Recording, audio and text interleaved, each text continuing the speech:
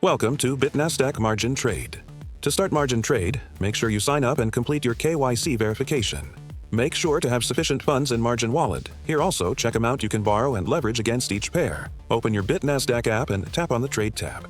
Once in the Trade tab, tap on Margin to open margin trading. On top left corner of Margin Trade, tap on the cryptocurrency pair to select the coin from the list of available crypto pairs with their leverages. Now, there are three order options. Market Limit Trigger. We have the limit orders. This is where you can buy your selected coin for a specific price with leverage. Set your desired trade price. Then you can either enter the amount in crypto or in USDT to buy and execute the trade. We have the trigger orders. This feature enables you the advanced option of trading between two price points. Set the trigger price to add your order to the order book, then the market or limit price for trade execution. Then you can either enter the amount in crypto or in USDT to buy and execute the trade. Now for market orders.